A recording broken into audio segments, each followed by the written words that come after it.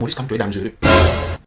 Nos compatriotes de Grassfield préparent la guerre, préparent l'envahissement, la domination. Entre-temps, les élites de la forêt sont dans un pacifisme naïf et endorment les enfants de la forêt que le vivre ensemble. Oh, maman. Maurice Kamto, c'est un leader communautariste, très tribaliste. Ah bon? Oui. Et pourquoi? C'est un homme dangereux. Laisse mon frère. Hey. Peuple de la forêt. Maurice Kamto, c'est un homme dangereux. Peuple de la forêt. Moi, votre fils, je suis venu vous dire ceci ce matin. Respectez toutes les communautés, aimez tout le monde, n'appelez pas à la guerre, mais qui veut la paix prépare la guerre. Pourquoi je le dis? Je le dis parce que l'élite politique et camp cherche à acheter la paix avec les extrémistes de Grassfield. Ils savent que ce sont des gens revendicatifs, véhéments, virulents. Quand vous voyez sur Meta, sur Facebook, dès que je prononce le mot Bamileke, Facebook me menace.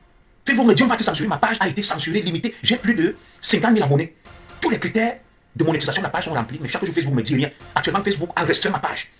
On m'a menacé. Dès que je prononce le mot Bamileke, on me menace. J'ai signalé la page de Bomaye Solo, où il dit je vais tuer les boulous. Je me prépare. Facebook m'a dit que la page de Bomaye Solo respecte les standards de Facebook.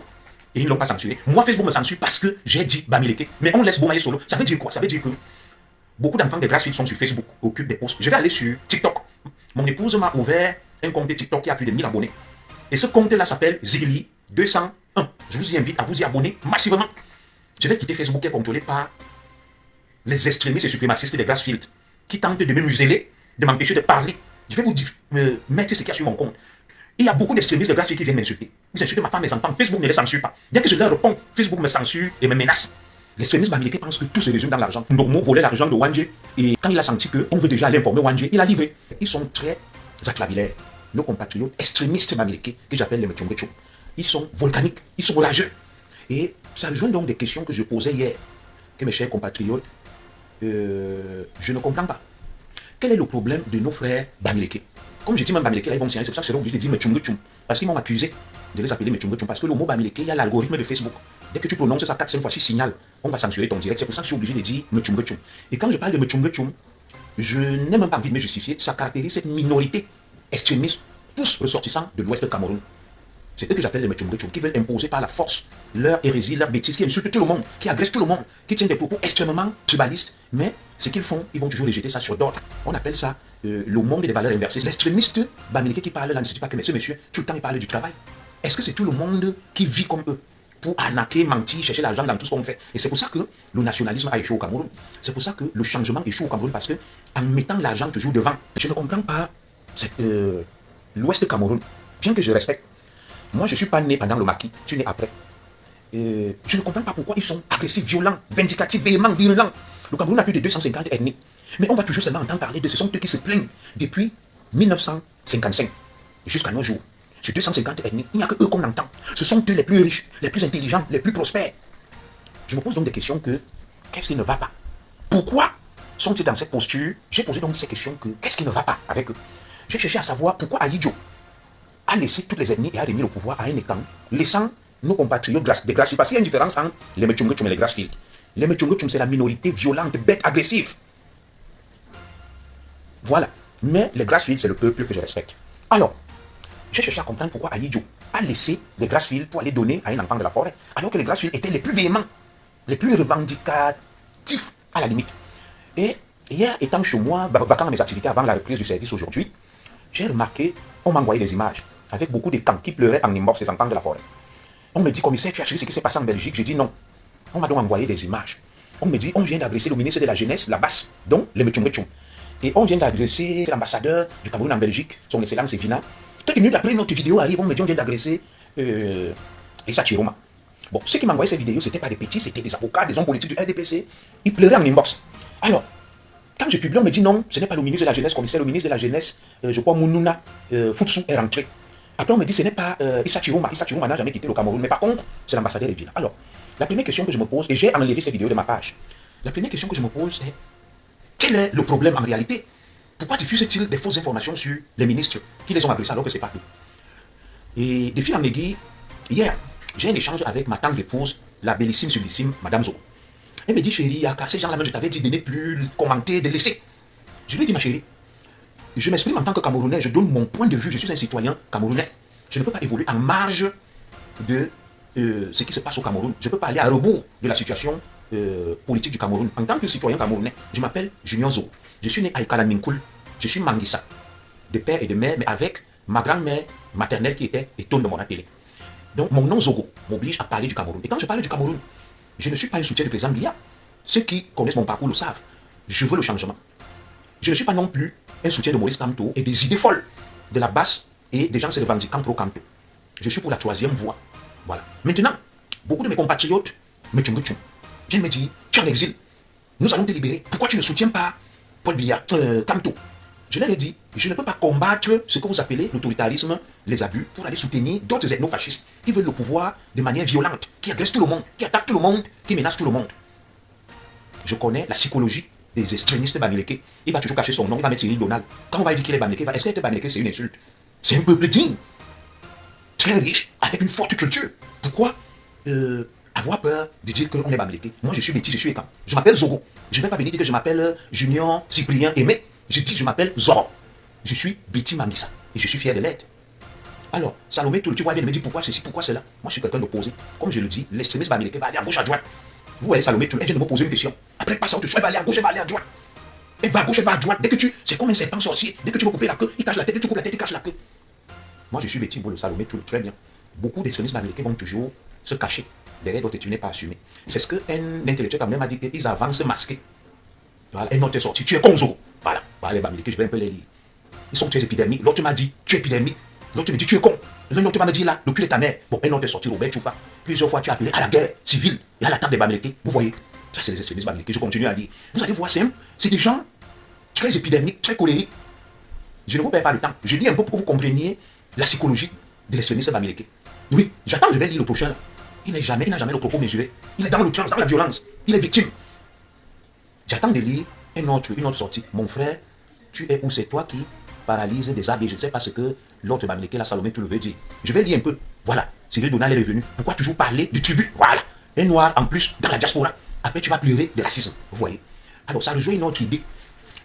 J'ai posé une question hier. L'extrémiste bamileke, dès qu'on va parler du village, il devient nerveux, il devient hystérique. J'ai demandé, mais pourquoi ça gêne les extrémistes bamileke qu'on parle du village? Chacun a un village. Est-ce que dire que je suis né à Ekalaminkoul veut dire que je dis que le bamileke n'est pas... Quand la violence vient du Cameroun, c'est justifié. Voilà, c'est une autre extrémiste bamileke. Ils sont partout. Ils vont à gauche, ils vont à droite, ils parlent de tout. Aucune discipline. Comme une meute. Donc, je disais donc que je ne comprends pas. Parce que beaucoup de Mechongo, tu me donnes l'occasion là d'aborder ce sujet. Dès que tu parles du village, l'extrémiste Mechongo, tu me deviens hystérique. Alors, qui a dit au Mechongo, que quand on dit que chacun a un village, il n'est pas camerounais? Qui a dit que le fait de dire que chacun a son village? Donc, l'extrémiste Mechongo a du mal à accepter la notion de village, de tribu. Est-ce que appartenir à un village, avoir un village ou une tribu, veut dire que tu n'es pas camerounais? Dites-moi, écrivez là. Pourquoi ça dérange tant l'extrémisme Mechongo? Pourquoi ça dérange tant l'extrémisme Mechongo qu'on dise que le village? Bon, vas-y, fais ce que tu as fait. Mais parle pourquoi les terrains de l'Ouest sont protégés à l'UNESCO. Voilà, moi je ne savais pas qu'ils sont protégés. Mais passe ici, passe là-bas. Alors, moi je suis né à Ekalaminkoul. Maurice Kamto est né à Baham. Le village de Maurice Kamto est à Baham. Mon village est à Ekalaminkoul à ça. Alors, le fait de dire que mon village est à Ekalaminkoul et celui de Kamto à Baham, ça enlève en quoi la qualité de Camerounais à Maurice Kamto et à moi? Et pourquoi l'extrémisme bamileke va devenir hystérique, agressif, nerveux dès que tu parles du village? Dites-moi mes frères, c'est autant de questions que je me pose. Chacun a un village. Mais admettons même, tu ne dis rien. Voilà, Salomé tout le la boule. Je suis boule de Lolodorf et j'ai épousé. Bon, répondez à Salomé tout. Est-ce qu'elle est vraiment boule de Lolodorf? Est-ce qu'une boule peut réagir comme ça? Elle n'est pas boule. Parce que l'extrémiste Mechongo va te dire, je suis ceci, je suis cela, je ne suis pas bamileke, je suis boule. Non, bamileke n'est pas une insulte. Tu es tribaliste et c'est clair. Moi, c'est pas grave, je suis tribaliste, je l'assume. Mais vous n'assumez pas le vôtre.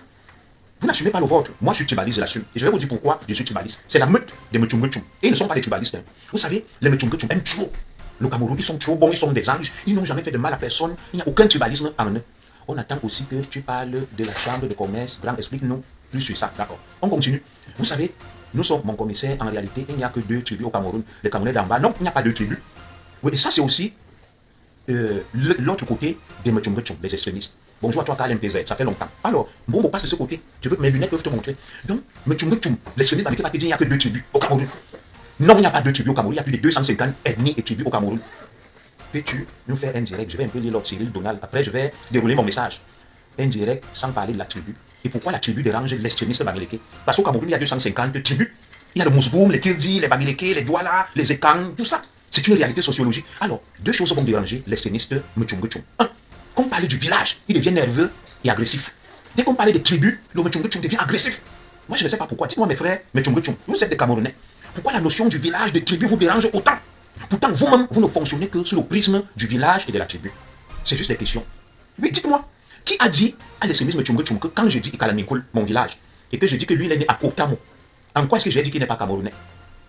Mon commissaire laisse la tribu de côté des bâtons, ne combattons pas. Non, je m'appuie sur la tribu. Le Cameroun est une mosaïque de tribus. C'est pour ça que Paul Biya a parlé de libéralisme communautaire. Le président Biya lui-même reconnaît qu'il y a des communautés. Aïdjo a mis sur pied l'équilibre régional. Ça veut dire que chacun dans sa région. Et le Cameroun a 250 ethnies. Pourquoi tu me dis ne parlons pas de tribus? Je n'insulte pas une tribu. Pourquoi ça te dérange qu'on parle de tribus, de villages, de régions? Et quand n'est pas une tribu, ce sont les Fambeti. Et quand est une tribu, c'est un clan. Voilà. Il y a deux tribus, celle des agresseurs et celle des civilisés. Nous allons parler des tribus, des villages. Au Cameroun, chacun a un village. Et le fait que chacun ait un village ne veut pas dire qu'il n'est pas camerounais. Alors, quand tu viens dans mon village à Ekalanminkul, Ekalanminkul n'est pas ton village, mais ça ne veut pas dire qu'on ne t'accueille pas. Ça ne veut pas dire que tu n'es pas camerounais. Celui qui discute qu'il aille s'installer à Ekalanminkul, les populations d'Ekalanminkul vont l'appeler Nyan, l'étranger. Cet équilibre régional est donc respecté. Ah. Pour le bon extrémiste Mchunguchum, cet équilibre n'est pas respecté. Mais moi, je sais que quand je suis entré à l'école de police, on a recruté les gens de toutes les régions, dont les Bamileke. Voilà, chaque Camerounais est originaire de quelque part. Moi, je ne peux pas me lever là, je vais à l'ouest Cameroun, je dis que je suis dans mon village. Non, je suis au Cameroun, on va m'accueillir, on va me respecter, puisque j'ai travaillé à Bamenda, je m'arrêtais là-bas, à Tchampatou. Mais l'ouest n'est pas mon village. Pourquoi ça doit m'énerver qu'on me dise que l'ouest n'est pas mon village? Ça ne veut pas dire que je ne suis pas camerounais. Je suis camerounais. Vous comprenez? Je suis camerounais, mais l'ouest n'est pas mon village. Et celui de l'ouest qui quitte l'ouest, qui va ailleurs, a le droit de s'installer. Je n'ai jamais dit qu'il ne s'installe pas, mais ça ne fait pas de lui quelqu'un de ce village. On va dire tel et de tel village. Alors, je reviens donc à notre sujet, parce que beaucoup font dans la diversion. Et ils agissent comme des meutes de Mchunguchum. Dès que tu les accules, ils se sauvent. S'il te plaît, mon commissaire, donne-nous le dernier résultat de l'ENAM avant de nous parler de la tribu. Très bien.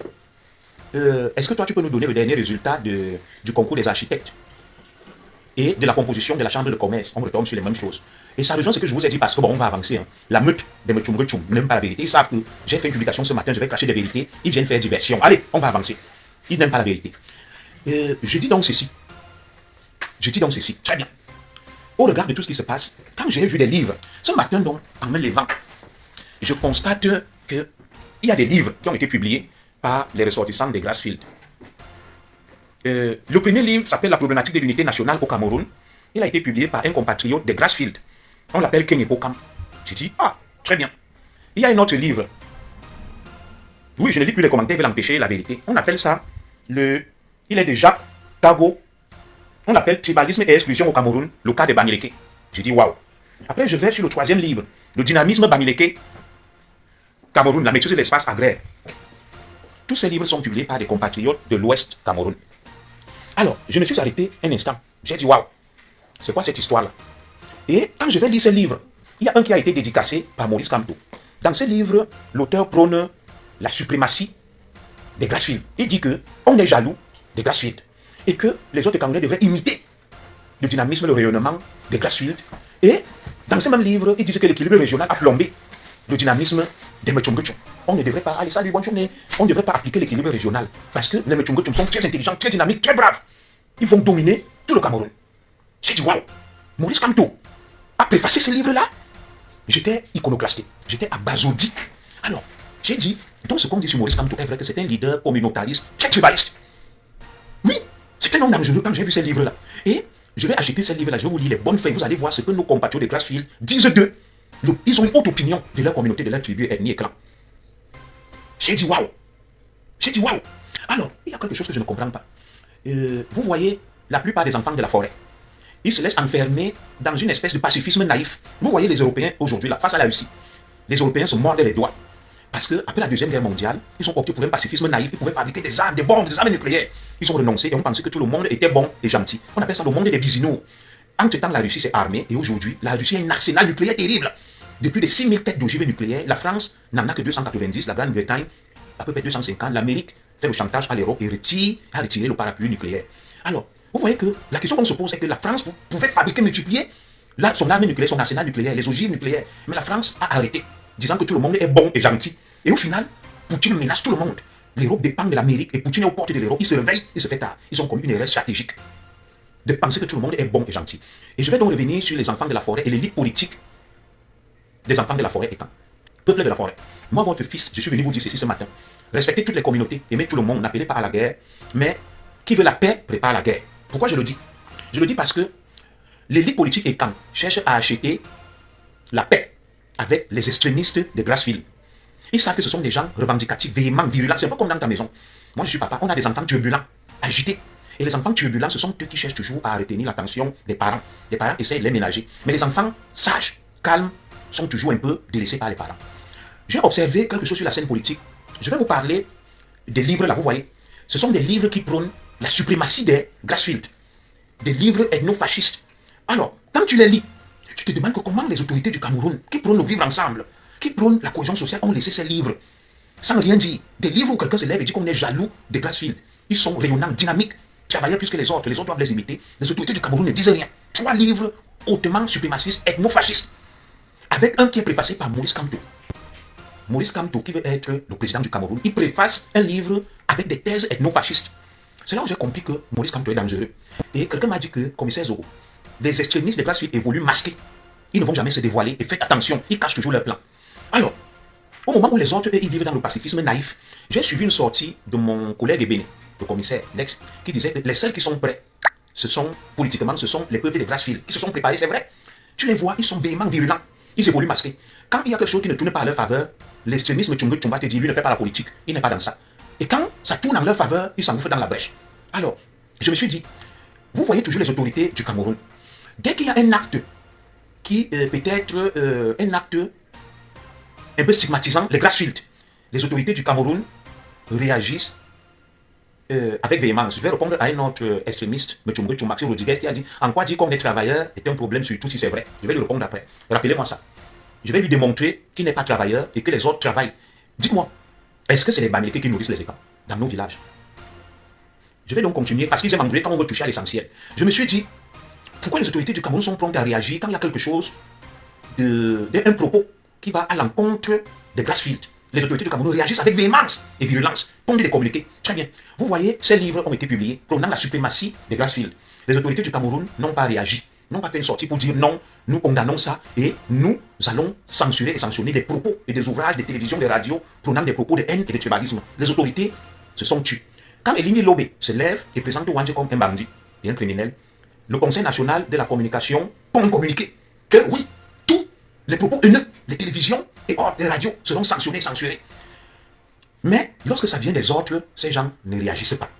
Et j'ai compris en lisant ces livres, en voyant les autorités, la réaction disproportionnée, sélective des autorités du Cameroun, que les autorités camerounaises veulent flatter les extrémistes Bamileke, veulent flatter les Grassfield pour acheter la paix, parce que ce sont des gens belliqueux, ce sont des éternels révoltés, qui aiment les problèmes, et pour qu'ils aient la paix, ils veulent les ménager.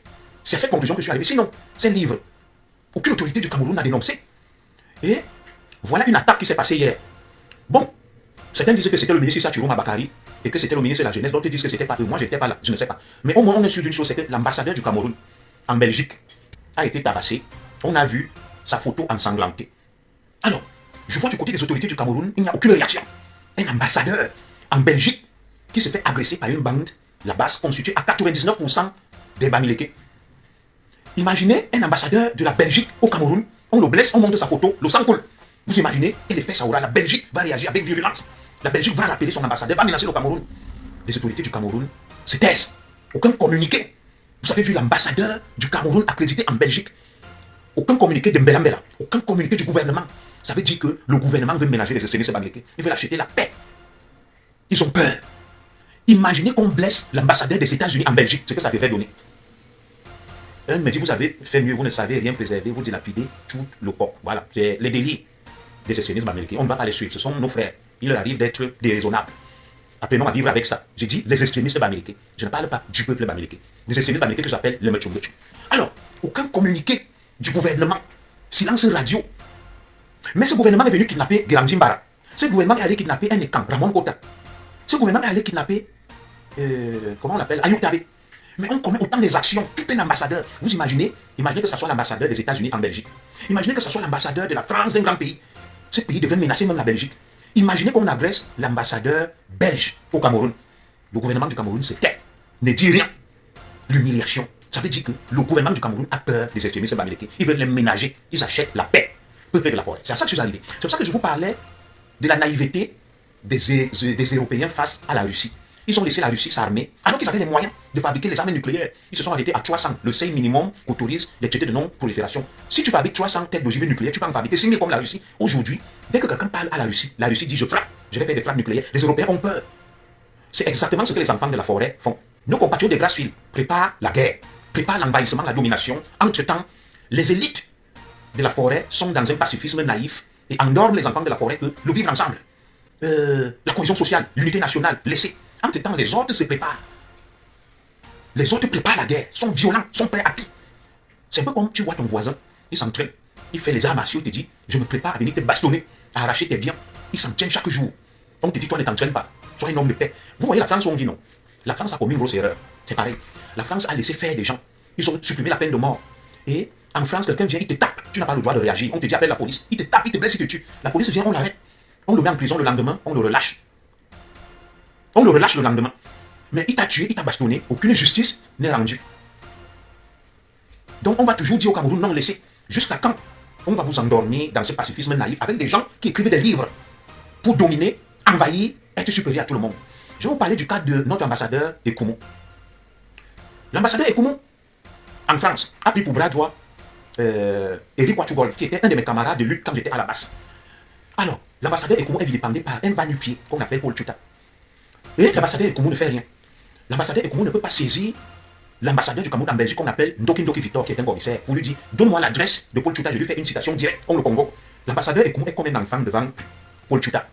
Mais, quand il s'agit d'un écran, ils vont dire, oui, Patieba, on a porté plainte. On est allé dans son village, là où il travaille. Vous allez voir, on a toujours facilement les noms des écrans, des lieux de service, on les menace. Mais par contre, les Bamileke extrémistes qui brillent par des dérapages, aucun Bamileke ne donne leur nom, leur adresse, ni là où ils travaillent. Les Solo Bomayo, vous avez vu la meute qui agresse l'ambassadeur. Beaucoup de Bamileke ont leur nom, leurs adresses, ils ne vont pas donner. Ils ne vont pas donner. Mais les camps sera le premier, comme un vient de dire, vous déversez votre venin sur les Grassfield. Et je me dis à ceux qui me disaient là que les Grassfield sont très gentils, généreux, ils ne font de mal à personne. Ils sont les Camerounais, trop bons, des anges. Nous on a vu des images hier. Ceux qui tabassaient les gens hier sont bien des Grassfield. Et les Grassfield vont toujours dire, on aime tout le monde. On ne veut pas la guerre. On ne veut pas les problèmes, mais ils sont les premiers à agresser tout le monde, à insulter tout le monde, à menacer tout le monde. Aucun extrémiste bamileke ne va te donner le nom de Solo Bomaye, ni son adresse, ni l'adresse de Paul Tchouta, ni. Mais les écrans vont te donner l'adresse de Patieba, le nom complet de Junior Zoro où je travaille. Quand il s'agit d'un extrémiste bamileke, ils ne vont rien faire. Vous voyez certains écrans comme Maître Timban. Il dit toujours, il parlait du tribalisme anti-bamileke. Hier, il est venu publier un truc que non, mes frères ne faisons pas ça. Ils sont nombreux, ils sont dans le pacifisme naïf. Tu vois ton frère qui est en face de toi, il aiguise la machette. Il prépare la guerre contre toi, on te dit non. Laisse ton frère là, il est fou, il est ceci. Donc moi je vais dire aux enfants de la forêt, j'aime toutes les communautés du Cameroun. Le Cameroun a 250 ethnies. Nos compatriotes des Grassfield s'agitent beaucoup. Il y a une minorité, les Mechungechung, qui s'agitent, mais la majorité silencieuse des Grassfield ne dit rien. Parce qu'ils aiment ce que les autres font. Enfants de la forêt, je vais vous dire ce matin que je n'ai la haine pour personne. Je ne déteste aucune communauté. Mais ce que je vois là, nos élites sont en train de nous conduire vers un suicide collectif. Nos élites sont d'un pacifisme naïf, veulent flatter les extrémistes bamileke pour avoir la paix, pour être tranquilles, parce qu'ils savent qu'ils sont turbulents, ils menacent, ils sont agités, ils sont violents. Et pour avoir la paix, vous savez là où moi je travaille avec des jeunes qui sont turbulents. J'ai des collègues qui flattent les jeunes. Ils leur offrent de l'argent, des bonbons, des cadeaux. Et ces jeunes ne leur pourrissent pas la vie. Ils achètent la paix sociale, acheter la paix. Les autorités du Cameroun essayent d'acheter la paix sociale parce que, tel que je vous l'expliquais, des historiens m'ont appris, des aînés, que les suprémacistes Mechungechung, des Grassfield, pourquoi sont-ils entrés dans la lutte nationaliste? Je vous ai expliqué. Et leur combat a eu 3 phases. La première phase, c'était d'empêcher les élections devant conduire le Cameroun à l'autonomie, à la semi-autonomie, à la semi-autonomie, ce qu'on appelle la création de la nation camerounaise. Parce qu'avant, le Cameroun dépendait de la France. Tous les Camerounais étaient des Français, donc il n'y avait pas de citoyenneté. Lorsqu'on décide d'organiser les élections de 1957 pour passer à l'ARCAN, l'Assemblée représentative du Cameroun, et celle de 1958 pour passer à l'ADCAN, l'Assemblée territoriale du Cameroun, devant conduire le Cameroun à l'indépendance. Les extrémistes de Grassfield ont décidé de boycotter ces élections parce qu'elles ne mettaient pas en avant, il n'y avait pas un leader des Grassfield dont il était sûr qu'il pouvait devenir Premier ministre. Les grands leaders de l'époque s'appelaient André-Marie Mida, Amadou Ahidjo et autres. Et Oumyobé, comme ils ont vu qu'il n'y avait pas une tête de liste des Grassfield, ils ont donc décidé de boycotter ces élections. ils ont décidé de boycotter ces élections. Pour qu'il n'y ait pas des élections. Je vous ai expliqué ça. Quand ils se rendent compte qu'ils n'ont pas pu boycotter les élections parce que l'ONU a validé le processus électoral, ils décident de passer à la deuxième phase, empêcher l'indépendance qu'ils disaient vouloir. Parce qu'ils savaient qu'avec l'accession du Cameroun à l'indépendance, il n'y a aucun grand leader des Grassfields qui peut devenir président. Si un leader des Grassfields avait occupé une position privilégiée comme celle d'Amadou Ahidjo ou d'Amdje Marimbida, les Grassfields n'allaient pas se battre pour empêcher l'indépendance. Ils allaient laisser, sachant que Mounier et Wandje n'étaient pas bien positionnés pour gagner ces élections. Si Wandje et Mounier avaient été dans les sondages, en tête des listes, étant convaincus qu'ils peuvent gagner, les Grassfields n'allaient pas se battre. Je ne lis pas les commentaires parce qu'ils veulent l'empêcher. Et maintenant, quand on accède donc à l'indépendance, c'est ce que Semengue dit, on passe à la troisième phase. Comme on n'a pas pu empêcher les élections devant conduire le Cameroun à l'autonomie, la loi Lamine Gueye, on n'a pas pu empêcher l'indépendance, on va rendre le Cameroun ingouvernable. Enfants de la forêt, comprenez ça. C'est depuis là donc que les Wandje ont pris le relais en 1961 pour rendre le Cameroun ingouvernable. Jusqu'à l'assassinat d'Ernest Wandje en 1971. Son exécution, c'est un peloton d'exécution par les hommes condamnés par le tribunal militaire, dirigé par le colonel Ananga, et l'inspecteur général de l'Ouest s'appelait Gilbert André Tchon, qui était comme le gouverneur. Ils ont donc dit, nous rendons le Cameroun ingouvernable tant qu'un ressortissant des Grassfields n'accède pas à la magistrature suprême. Et cette phase violente et armée s'est terminée en 1971 avec l'exécution de Wandje. Depuis 1971, les extrémistes de Grassfields sont passés à une autre phase qu'on appelle la guerre hybride.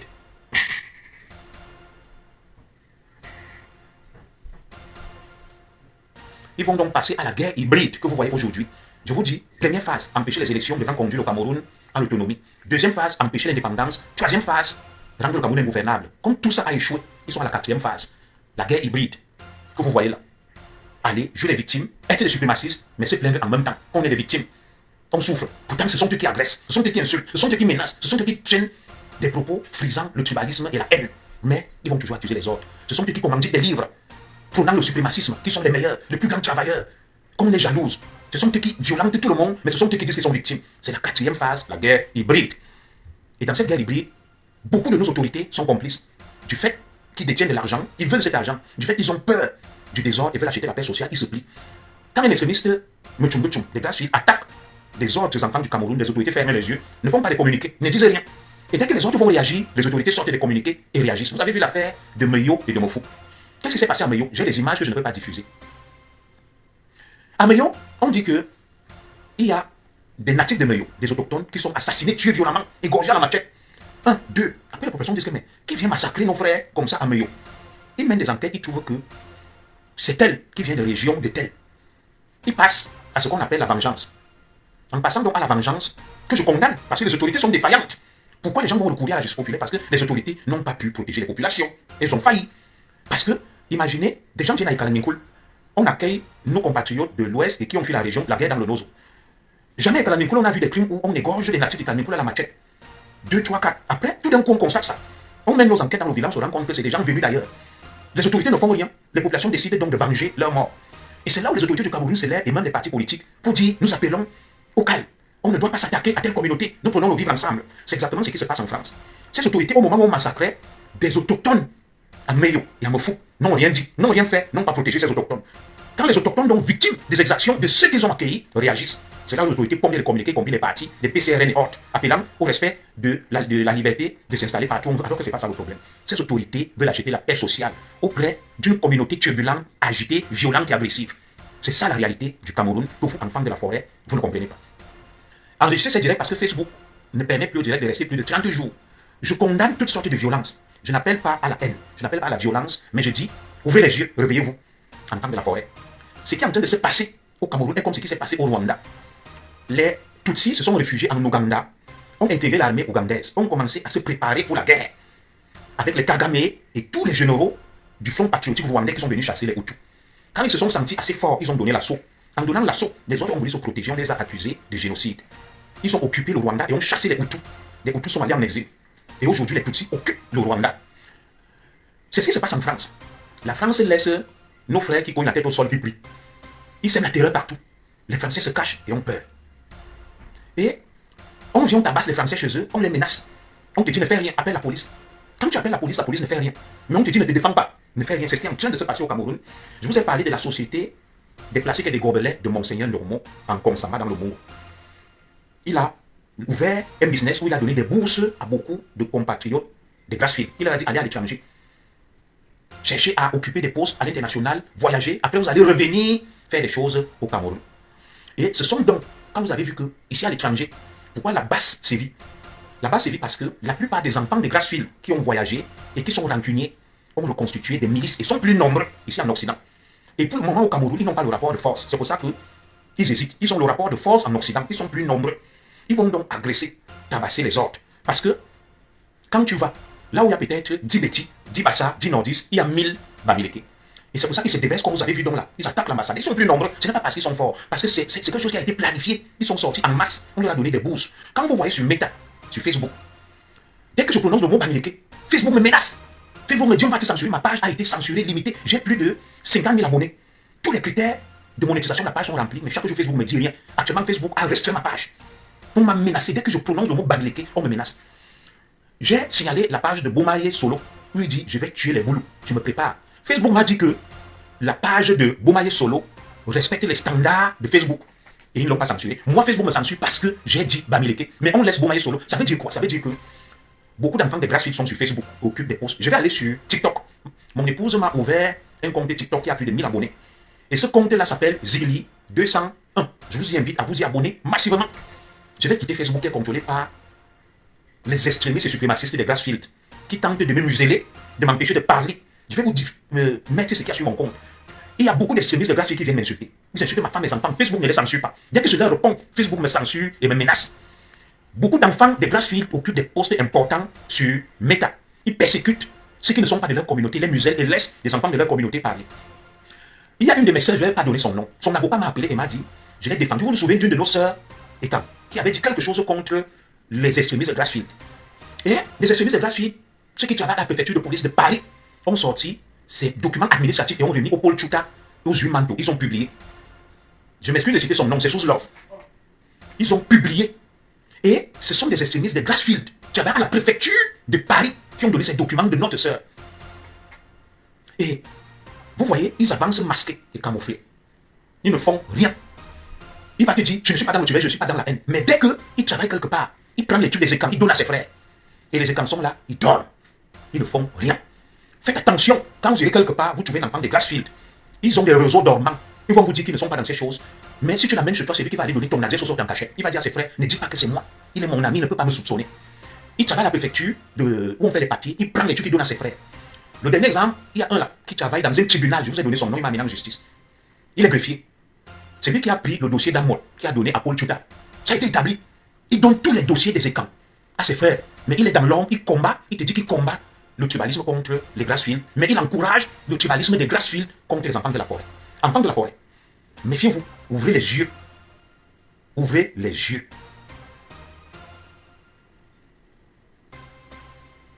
Idriss Ngolo, on n'a pas besoin de toi sur TikTok. Les livres, ça frappe fort sur TikTok.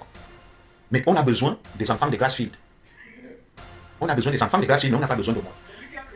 Donc, comme c'est les enfants de Grassfield qui ont créé TikTok, vous faites la promotion de la guerre civile au Cameroun. À quel moment j'ai appelé la guerre civile? Si j'ai appelé la guerre civile, sans m'en rendre compte, je demande pardon, mes frères, je retire mes propos. Je répète, pour que les enfants de Grassfield extrémistes ne fassent pas des amalgames, respectez toutes les communautés, ne violentez aucune communauté. Peut-être si je me suis trompé, j'ai appelé la guerre civile, je m'excuse auprès de Grassfield. Peut-être je l'ai fait de manière non intentionnelle. Mon direct est clair. Mais ce que je vous dis, mon acte de naissance, mes documents ont été donnés par les extrémistes. On n'a pas besoin de toi sur TikTok. Madame Zoro vient de me dire, TikTok appartient à cet extrémiste de Grassfield. On n'en a pas besoin de moi. TikTok lui appartient. Malheureusement, tu n'as pas bien lu. Ah, bon, je m'excuse à l'heure. Ma soeur Ngono. Toutes mes excuses, j'ai mal lu. Voilà. Je serai sur TikTok bientôt. Ah, je m'excuse, ma soeur Idriss Ngono. Je serai sur TikTok sous le pseudonyme Zigli 201. Abonnez-vous-y massivement. Oui, beaucoup ont oublié que j'ai combattu ce régime. Je suis tribaliste. Alors, j'arrive donc à cette conclusion parce que moi, je vais aller au travail. Vous savez, mon papa est né en 1942 et ma mère en 1944. Mon village s'appelle Ikalanminkoul. Il n'y a ni lumière ni eau.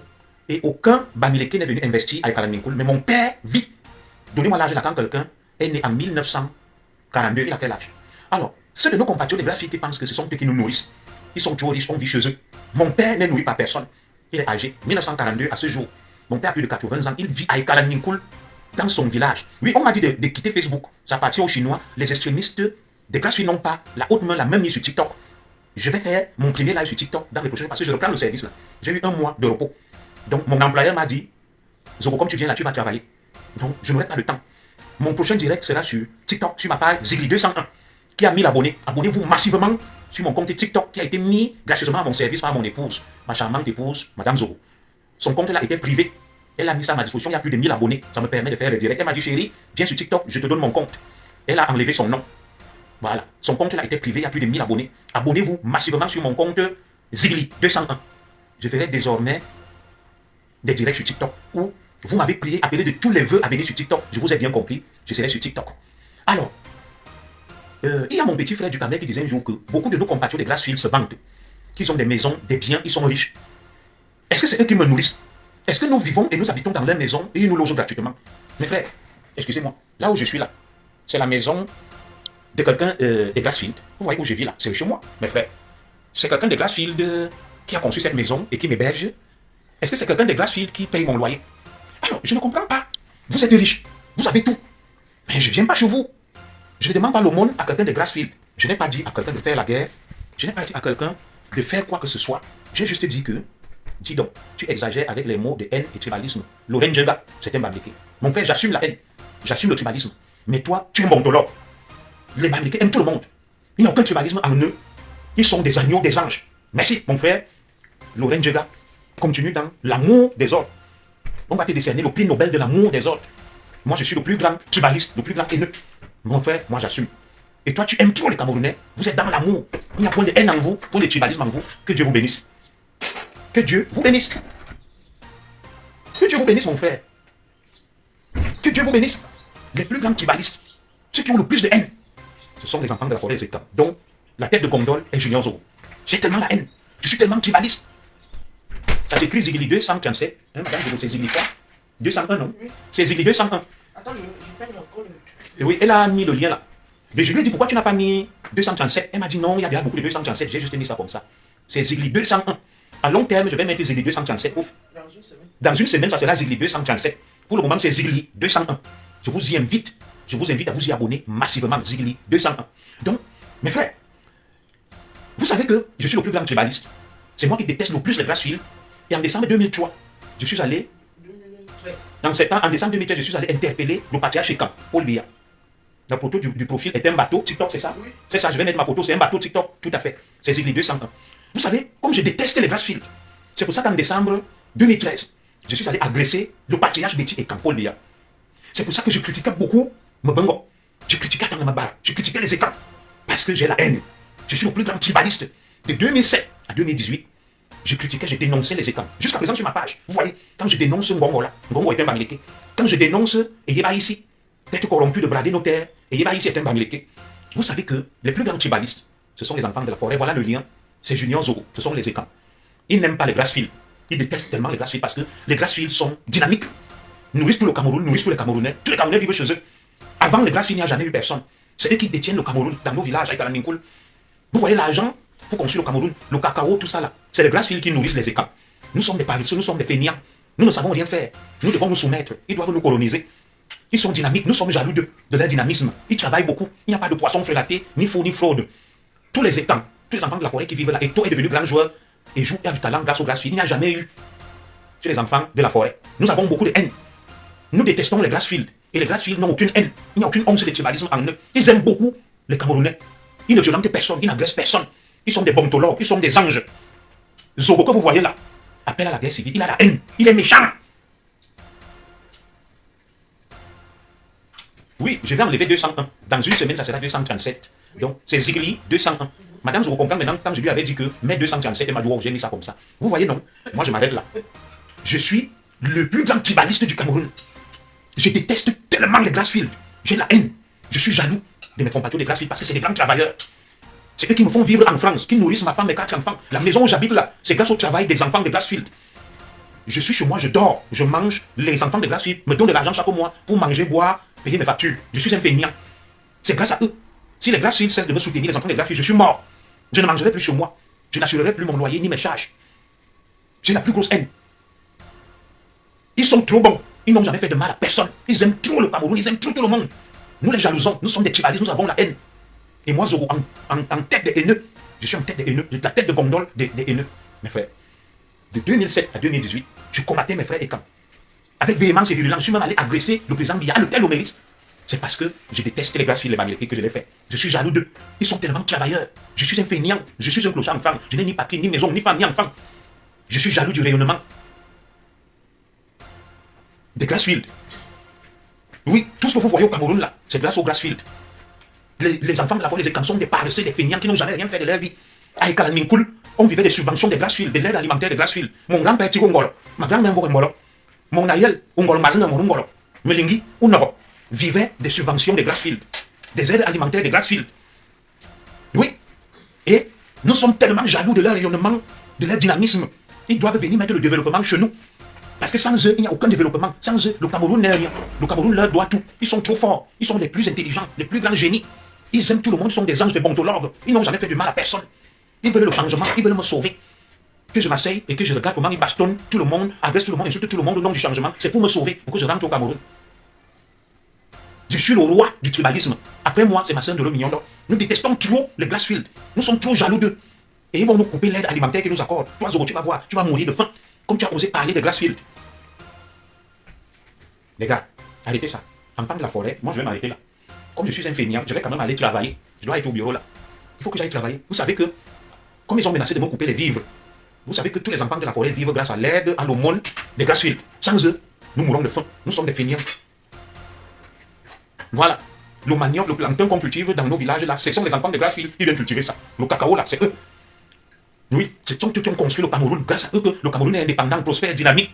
Nous devons les laisser coloniser tout le Cameroun, aller partout. Même si Maurice Kamto vient s'installer à Ekalaminkoul, je ne dois rien dire, je dois dire que c'est son village. Il est né à Ekalaminkoul, il est né à Biwongmane, il est né à Meyo. Personne au Cameroun n'a de village. Les terres là, on doit prendre toutes les terres, on le partage à tout le monde. Comme ça, les Grassfield seront satisfaits. Comme les Grassfield n'ont que 14 000 km² de superficie. Et c'est une injustice qu'ils vivent. On doit reprendre toutes les terres du Cameroun données à Maurice Kamto. Et Maurice Kamto doit les repartager à tout le monde.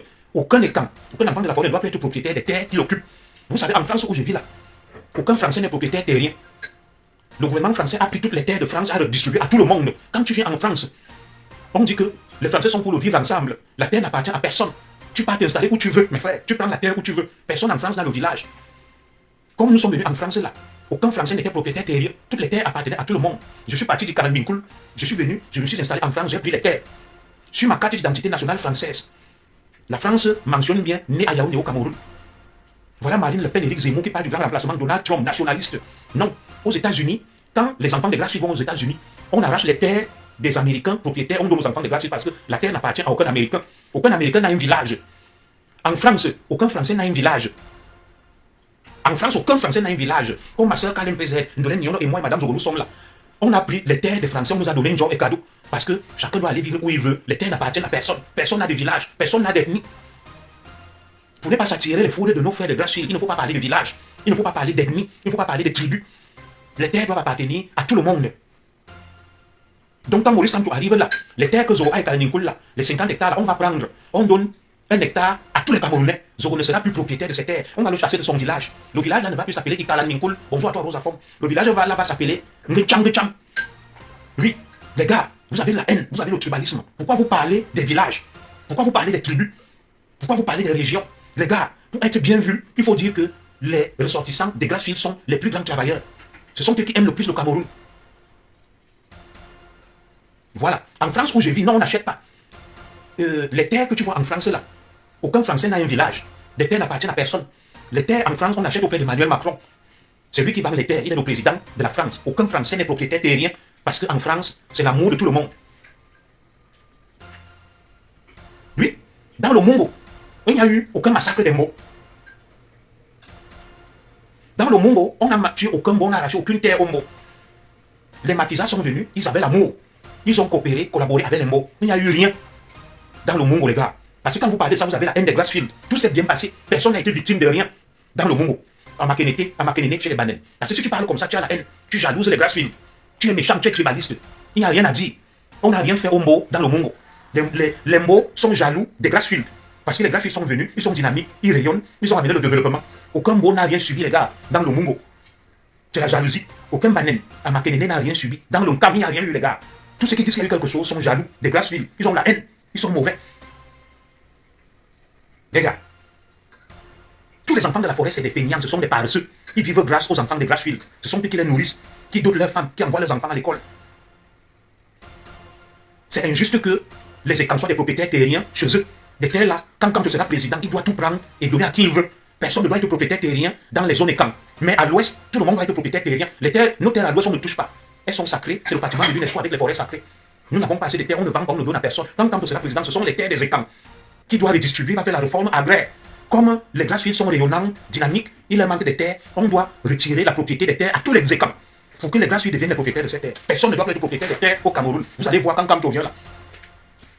On va exproprier tous les écans qui sont propriétaires terriens, on va redistribuer ces terres aux Grassfield.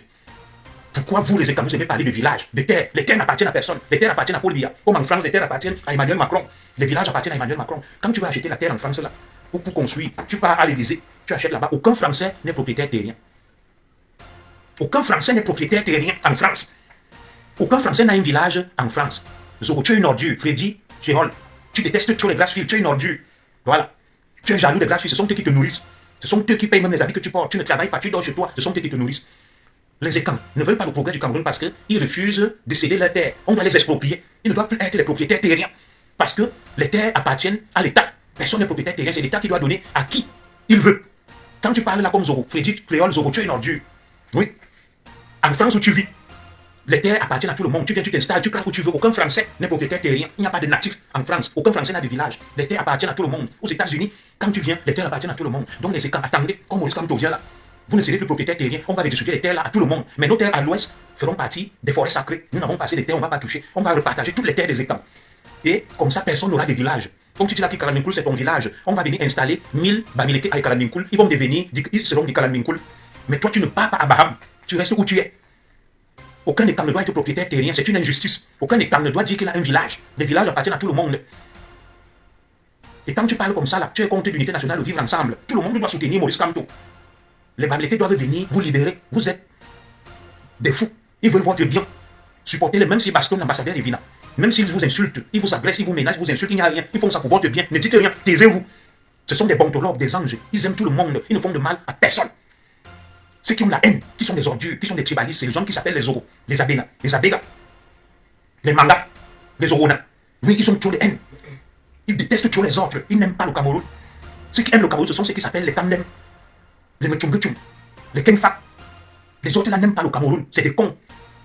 Les terres que vous avez là, vous allez voir. Les terres ne vous appartiennent pas. Personne n'est propriétaire terrien au Cameroun. On va redistribuer à tout le monde. Il n'y aura plus de villages. Personne n'aura de villages. Chacun va vivre comme ça. Il n'y aura plus d'ethnie. Zoro, comme tu dis là que tu es Manguissa, Eton et Wondo, non.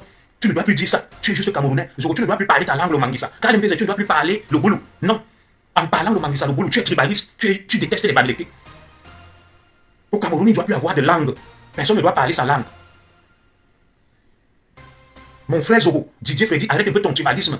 Là, c'est pas bon franchement pour un intellectuel. Oui, tu as la haine. Le vrai intellectuel, c'est Maurice Kamto, qui dit qu'on est jaloux des Bamileke. On empêche leur rayonnement. Il écrit ça, il préface un livre. Zoro, toi, ce n'est pas dire un intellectuel. Quand Kamto, c'est le vrai intellectuel qui dit que les autres peuples du Cameroun sont jaloux des Bamileke. Ils ne permettent pas le rayonnement des Bamileke.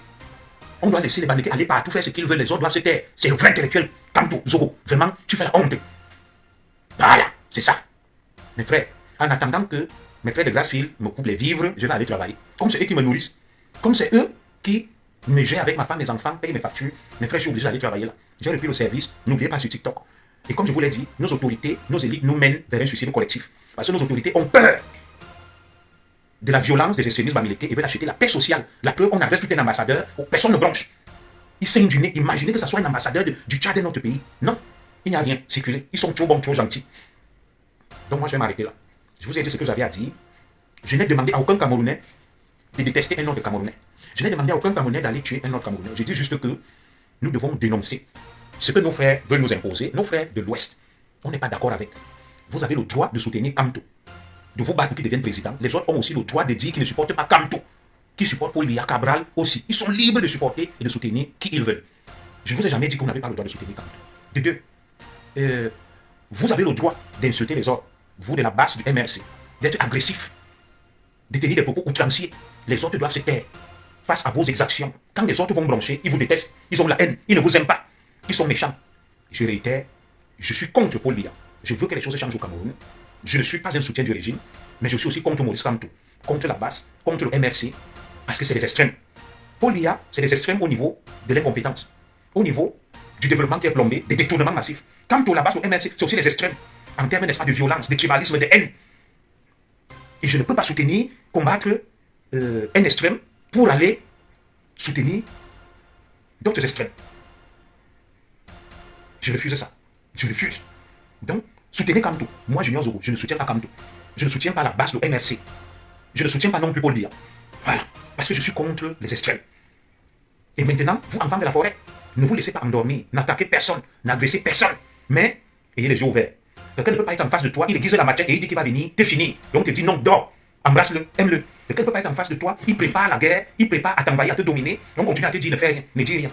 Et ils insultent, ils menacent, ils tabassent. Si c'était les écans qui avaient agressé une personnalité magnifique comme l'ambassadeur Evina, le gouvernement du Cameroun aurait déjà fait un communiqué. Le gouvernement du Cameroun aurait déjà fait un communiqué. Donc le gouvernement du Cameroun a peur des extrémistes bamileke. Ils veulent acheter la paix sociale, comme c'est ces gens violents qui sont tout le temps révoltés, ils essaient de les ménager. C'est ce que je suis venu vous dire ce matin, enfants de la forêt. Ils vont faire quoi? Voilà. Donc comme j'ai parlé là, par honte, le gouvernement va réagir. Est-ce que vous trouvez normal qu'on bastonne un ambassadeur et que le gouvernement ne réagisse pas? Dites-moi. Quelle image? Un ambassadeur sanguinolent, Evina, du Cameroun, du Grand Cameroun, même Amadou Ahidjo, quand il était là, il ne devait pas laisser ça. Comment Paul Biya et quand laisse un étang, Evina, il saigne. Il est son ambassadeur en Belgique, il ne dit rien. Ahidjo Nordis n'aurait pas laissé passer ça. Il allait réagir. Donc mes frères, si vous voulez continuer dans le pacifisme naïf, le somnambulisme lucide, allez-y. Allez-y. Moi je vous dis, j'ai les yeux ouverts. Ce Cameroun là, pour mes enfants, il faut le fédéralisme. Le fédéralisme veut dire que, selon les ethnies des communautés, on divise. Tu es ressortissant de l'Ouest, tu vas dans la région fédérée de l'Ouest. Tu agis là-bas, tu occupes des postes. Mais ça ne veut pas dire que tu ne peux pas venir vivre dans la région fédérée et quand. Ce n'est pas ce que j'ai dit. Et maintenant, on a un gouvernement fédéral. Chacun va donc œuvrer pour le développement, le progrès dans sa région. Ce n'est pas du tribalisme. En respectant ses valeurs, ses coutumes. Voilà. Et toi aussi dans ta région. Et maintenant, on se met ensemble dans un État fédéral, dans le cadre d'un pacte républicain. Et on avance. On ne peut pas continuer comme ça. La marche vers l'unité a échoué. Oumiobe, Ernest Wandje, au Sénat Fanelores ont prôné la réunification du Cameroun avant l'indépendance. Leur idéologie était réunification, indépendance et réunification. Indépendance du Cameroun et maintenant indépendance complète du Cameroun. Ahidjo et Paul Biya ont procédé par l'inverse. Ils ont procédé d'abord par l'indépendance, la réunification et puis l'unification. Mais le constat est là, c'est l'échec. Les tensions sont à leur comble. La violence a atteint son paroxysme. On étouffe dans l'État unitaire. On est insulté, on est menacé, on n'a plus la paix. Est-ce qu'il n'est pas temps de reconnaître l'échec de l'État unitaire et de passer à autre chose? Oui, on ne peut pas continuer à vivre comme ça. Les autres se plaignent, ils sont dynamiques. Nous, nous sommes des paresseux. Dans ce cas, donc, qu'on donne à chacun l'occasion d'exprimer son dynamisme dans sa région. Tu développes l'Ouest, tu nous prouves que les autres sont des paresseux. Et maintenant, quand les régions étant vont sombrer dans la misère, vous allez donc nous démontrer que, voilà, chacun vit, je n'ai pas dit vit, chacun développe, se déploie dans sa région ethnique et sociologique, mais tu peux aller vivre chez l'autre. En allant vivre chez l'autre, tu respectes le pacte dans cette région, les coutumes, les traditions, et les terres et la propriété foncière. Toi, tu ne peux pas être là chez toi, tu ne vends aucune terre. Tu as de la haine, mais tu dis que tu aimes tout le monde, c'est l'hypocrisie. On ne peut pas continuer dans ça. Ça a échoué. La doctrine des pères fondateurs du Cameroun, indépendance, réunification, unité, ça a échoué. Les tensions sont à leur comble. La guerre est dans le nozo. Les montées irrédentistes sont là.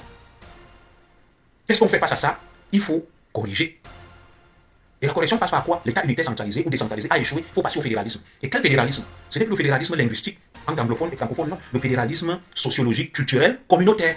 Par communauté, on divise le Cameroun peut-être en 4 ou 5 grandes régions. La région des Grassfield, la région des Kang, la région des Peul, la région des Sawa, que sais-je. Et maintenant, on forme des lois, on crée un pacte républicain.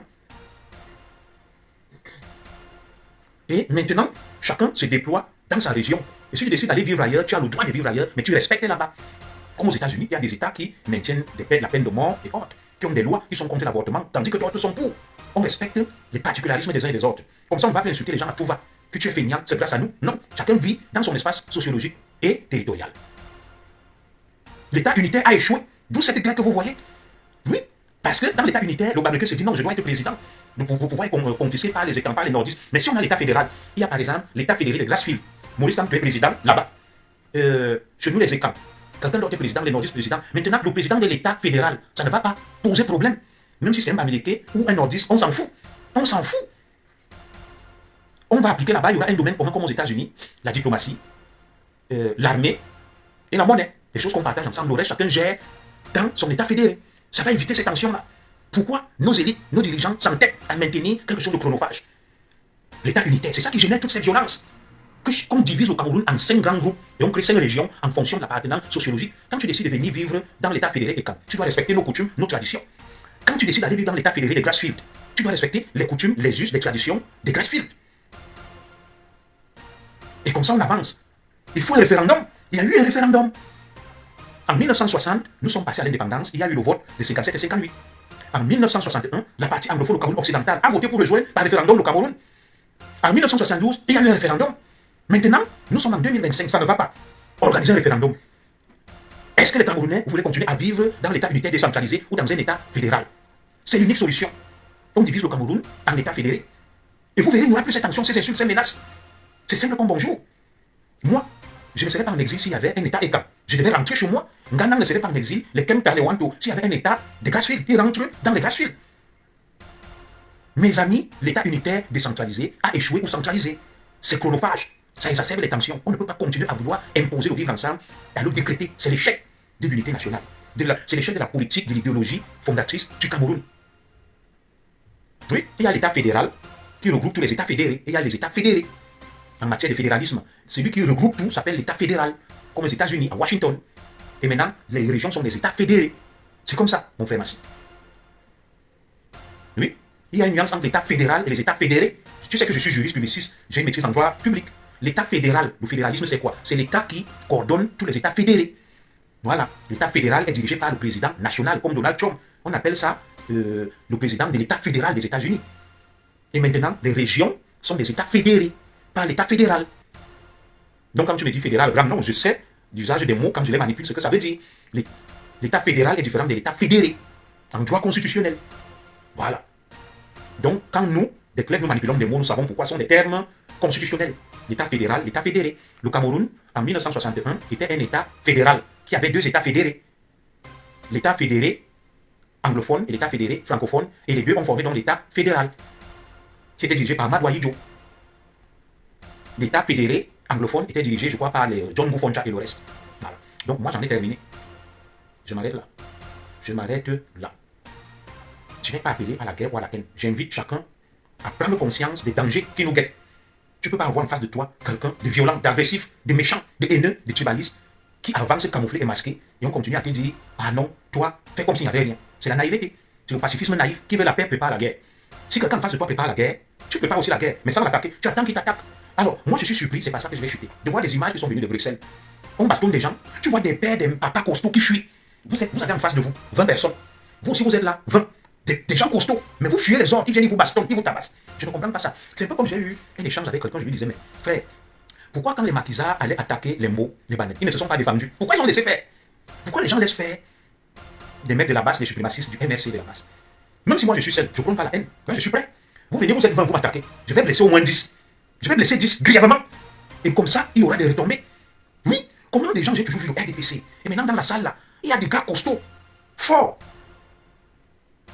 Des gars costauds forts qui viennent. Ils vous attaquent. Même madame Zoro aurait pu se défendre. Vous fuyez. Comment vous fuyez? On appelle ça la légitime défense. Battez-vous. Ils sont des hommes comme vous. Comment vous les laissez? Mais frère, dites-moi un peu. C'est ça un peu qui m'a tarabusté et gêné. Que j'ai vu des gros bras sortir fuir face à une poignée d'extrémistes de la base. J'ai vu 17 personnes, 18 personnes qui se sont... Quand même. Même ici, quand les petits des cités se battent, ils ne reculent pas. La guerre des camps, des bandes. Quelqu'un vient t'agresse. Tu fuis pourquoi? En attendant que la police vienne défendre toi. Ces gars qui quittaient la salle, on les aspergeait de farine, on les bastonnait. Tu n'as jamais pu comprendre ça. Moi, je croise beaucoup d'extrémistes ici. La prochaine victime de la base sera l'ambassadeur du Cameroun en France. Moi, ça ne me regarde pas. L'ambassadeur du Cameroun en France a dit qu'il n'y a ni base ni patriote. Il est avec Tchanké, un Bamileke, qui vole, qui pille au Cameroun. Et vous n'allez pas en France parce que Tchanké est votre frère. Moi, je vous parle de moi. Vous savez, je croise beaucoup d'extrémistes Bamileke là où je vis, parmi lesquels la villageoise du Quat. Elle baisse la tête quand elle me voit, mais elle parle beaucoup. Vous pensez que la villageoise du Quat peut voir ma femme, entre femmes, et touche à ma femme, madame, je vais la laisser. Et vont se battre férocement, le sang va couler. Je la croise dans un marché là, non. C'est ma voisine. Elle, moi, je préfère même dire c'est ma voisine, laisse. Je connais beaucoup d'extrémistes Bamileke. Je vais souvent jouer au 2-0 là, non. Si vous voulez gérer là, avec eux, après on se retrouve, on boit, on mange. Ils sont une cinquantaine, ils me disent commissaire, ils sont pro-camto, radicaux, mais ils sont calmes, ils me respectent en face. Si vous a dit que ils sont, quelqu'un vient te taper ton enfant, tu pleures, tu fuis. Pourquoi tu ne ripostes pas et ne résistes pas? Je ne vous comprends pas. J'ai vu des gens quitter la salle des costauds avec les gros bras. Bon, c'est toi qui fuis quand tu vois villageoise du Quat. La villageoise du Quat, même reine mère alternance, moi je la cite, c'est une femme calme. Je m'excuse de parler d'elle. Son mari était mon ami. On boit souvent ensemble. Elle et moi-même, quand la villageoise du Quad a baptisé ses enfants. Elle m'a invité, j'étais là. Ce n'est pas une femme. Je prends son exemple juste pour comprendre. D'ailleurs, je l'appelle ma belle-sœur. Son mari est un ami. J'allais au baptême chez elle avant. Je vais vous raconter une histoire sur la villageoise du Quad et je vais chuter par ça. Quand j'étais opposant en 2000, avant que Kamto ne soit candidat, de 2013, quand j'ai fait l'action du MEIS, Reine-Mère Alternance bis, écoute ça très bien. La villageoise du Quad me demande, mon beau, pourquoi tu es même opposant? Tu as une belle vie, tu as des enfants, tu as un beau travail. Elle était contre que je sois opposant. Alors, quand elle est devenue virulente, je lui ai dit, ma belle-sœur, je ne comprends pas. Toi qui me disais que laisse la politique, pourquoi tu entres en politique en 2018? C'est ce que je n'ai pas compris. Est-ce que tu comprends ça, la reine-mère? Moi, je parle même d'elle, je suis gêné. C'est une femme qui me respecte. Moi-même, je la respecte. C'est juste une manière de vous dire qu'elle est violente dans la politique, mais on se croise tout le temps. Elle baisse la tête. Je n'ai pas dit que peut-être elle a la volonté de m'agresser parce qu'on se connaît. Donc, se respecte. Mais pourquoi il ne m'agresse pas? Je marchais avec un autre là, qui était mon ami quand j'étais opposant. Bon, reine-mère Alternance, tu as déjà vu Madame Zo, toi qui parles là. Tu es sûr que tu peux même te tenir devant Madame Zo. C'est Caterpillar, hein, où tu que vous faites là. C'est un Caterpillar. Tu connais mon numéro, non? Tu sais, j'ai eu une Amazon, je ne vais pas l'exposer, elle m'a appelé. J'ai l'enregistrement. Elle est très connue, elle m'a dit que mon commissaire, nous souffrons. On nous a violés dans des trucs des Amazones. Il y a la dictature, tu ne peux pas parler, tu as raison sur tout. Il y a beaucoup de tribalisme chez nous et ça n'évolue pas. Si tu veux, appelle-moi en inbox, je te donne. Elle m'a dit que je suis contre ce qui se passe, c'est la catastrophe. Voilà, comment on l'appelle? Karine Michaud, qui était Amazon avec nous, vous non. Là, voilà aujourd'hui, qui s'est distancié. Donc, l'Amazon m'a dit qu'on a violé beaucoup d'Amazon, on nous interdit de porter des plaintes. Elle m'a donné des noms. Elle m'a dit que c'est la haine, le tribalisme chez nous. Je sais, non, je lui réponds. Je sais que, mais elle a mis Reine-Mère Alternance Business. Je sais que c'est une fanatique de Kamto. Mais je lui dis juste que quand je parle de la villageoise du Quad, moi je l'appelle même ma belle-sœur. Hein. Son mari ne fait même pas la politique, c'est un homme calme et posé. C'est toujours l'insulte devant Mouf. Voilà, bon, voilà donc une femme, tu vois, Madame Zoro, Reine-Mère, qui te dit, tu viens parler à un homme, tu dis Mouf. Quand on va te dire que tes fesses ont lolo, tu vas te fâcher. Une femme ne vient pas insulter, non, parce que moi je n'étais pas insulté. Tu viens parler à un homme, tu dis Mouf. Où est ton éducation de femme? Un homme qui ne t'a pas insulté, qui parle. Tout c'est mal élevé. Dis à ta femme, Madame Zoro, que tu vas me répondre. Je ne sais pas, qu'est-ce qu'elle veut dire celle-là? La Bamileke là. Voilà. Bon, tu veux voir ma femme? Voilà mon numéro 00337 58 37 13 15. Appelle-moi après le direct, on prend rendez-vous. Pas moi, avec Madame Zoro. Nous vous croisez. Tu parles devant elle. Tu vas voir ce qui va t'arriver. 00337 58 37 13 15. Tu donnes le rendez-vous là où toi tu veux. Vous deux, moi je ne vais pas intervenir. Personne n'intervient, on vous laisse vous deux. Reine-Mère Alternance. Vous deux avec Madame Zoro. Tu vas finir aux urgences. Je ne vais pas intervenir. Ton mari aussi n'intervient pas. On vous laisse vous deux. Tu vas finir aux urgences.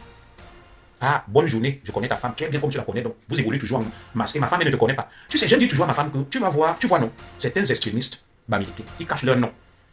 Ils se cachent, ils te voient quelque part. Ils disent, ah, ma soeur. Mais sur Facebook, ils prennent un pseudonyme. Ma femme aime souvent me dire qu'elle a un travail. Elle a des collègues bamileke. Ah, ma soeur. Ah. Mais je lui dis que fais attention parce que la même là, quand elle va partir chez ses frères, elle va dire que, ouais, ne dites pas que je la connais. C'est ma collègue. Mais quand elle est en face de toi, elle dit qu'elle est ton amie. Elle t'aime, elle t'appelle ma soeur. C'est ça votre problème. L'hypocrisie, la fourberie. Voilà.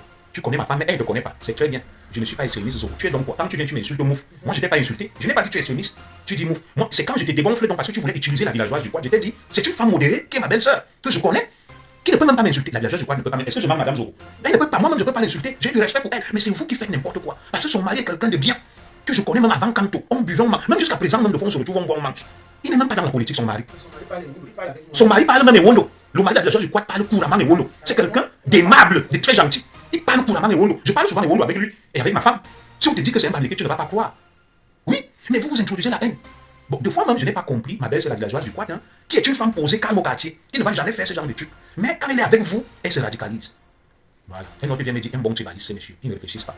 Les bamileke. Les extrémistes, pas les bamileke. Ils viennent seulement, ils prennent le truc. À quel moment là, j'ai insulté un bamileke? Regarde, je suis même en train de vanter un bamileke, le mari de la villageoise du Quad. Je dis c'est quelqu'un de bien. Je vante même la villageoise, je crois que c'est ma belle-sœur. Mais l'extrémisme bamileke vient, il sort du somnambulisme, des libérations, il dit un bon tribaliste. Mais c'est pas grave. Je vous ai dit dès le début que moi je suis un grand tribaliste. Mais les extrémistes bamileke sont trop bons. Ils aiment tout le monde, ils ne font de mal à personne, ils sont des anges. C'est très bien mes frères. Vous êtes des anges. Ce sont des autres qui vous détestent, qui sont haineux. Voilà, donc moi je vais m'arrêter là. Je vais aller au travail. Comme ce sont les extrémistes bamileke qui me nourrissent, qui payent tout chez moi, et je vais commencer à aller travailler. Merci, que Dieu vous bénisse. Salut les amis, aujourd'hui on dit stop aux tracasseries pour envoyer de l'argent à nos proches en Afrique. Il suffit juste de télécharger l'application TapTapSend. Et lorsque vous téléchargez l'application TapTapSend, lors de votre premier envoi, utilisez mon code promo NOSABI. NOSABI, N-O-S-A-B-Y, tout en majuscule. Et lorsque vous utilisez mon code promo, vous bénéficiez de 5 € si vous résidez du côté de l'Europe. Et si vous résidez du côté des États-Unis ou du Canada, vous allez bénéficier de 10 $. Avec TapTapSend, même étant couché sur ton lit ou dans ton lieu de service, n'importe où. Il suffit juste de sortir ton téléphone. En 2 minutes seulement, tu as déjà envoyé l'argent à tes gens en Afrique. Et tous les envois coûtent 2 € seulement.